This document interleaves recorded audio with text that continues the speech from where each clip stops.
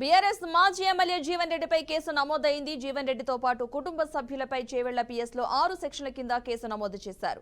భూమిని కబ్జా చేశారని జీవన్ రెడ్డిపై ఆరోపణలు ఉన్నాయి. ఈ క్రమంలో దామోదర్ రెడ్డి అనే వ్యక్తి పోలీసులకు ఫిర్యాదు చేశారు. 2023లో ఫంక్షన్ హాల్ కూల్చేసి భూమిని కబ్జా చేశారని దామోదర్ రెడ్డి ఫిర్యాదు చేశారు. భూమికి కాపలాగా పంజాబ్ గ్యాంగ్ ను పెట్టుకున్నాడు. ఇదేంటని ప్రశ్నించిన దామోదర్ రెడ్డిపై పంజాబ్ గ్యాంగ్ దాడి చేసింది.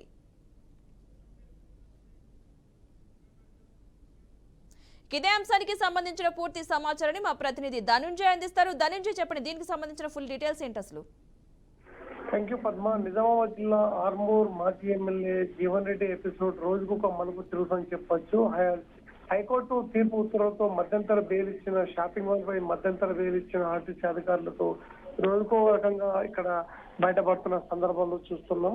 గత 15 రోజుల క్రితం ఏదైతే జీవన్ రెడ్డికి సంబంధించిన వాళ్ళు ఒక్కసారిగా ఆర్టీసీ అధికారులు ముందస్తుగా నోటీసులు ఇచ్చి సీజ్ చేసిన సంఘటన అందరికీ తెలిసింది.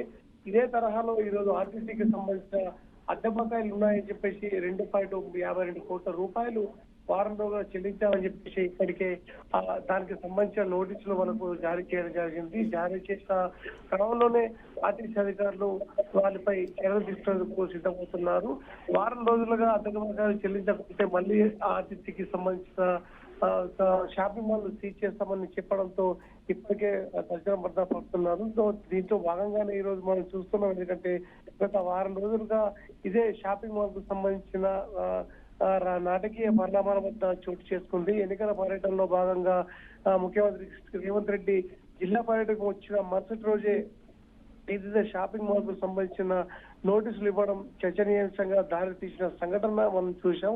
ఆ కాలంలోనే ఈ రోజు దానికి సంబంధించిన బకాయిలు చెల్లించాలని చెప్పేసి నోటీసులు జారీ చేశాం. జారీ చేయని ఏడల దానికి సంబంధించిన షాపింగ్ మాల్ సీజ్ చేస్తామని ఒకసారిగా చెప్పారు.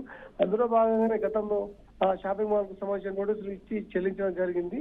ప్రస్తుతం దానికి సంబంధించిన సుమారు 3 కోట్ల వరకు బకాయిలు వారం రోజులుగా చెల్లించాలి. లేని ఏడల షాపింగ్ మాల్ సీజ్ చేస్తామని చెప్పడం ఇప్పుడు మరోసారి చర్చనీయాంశంగా మారని చెప్పొచ్చు. దీంట్లో భాగంగానే గత 4 రోజులుగా జీవన్ రెడ్డి అనేక మార్లు అటు ఎండీకి సంబంధించిన సజ్జనార్ మీద అనేక ఆరోపణలు చేసిన సందర్భాలు సైతం చూసాం.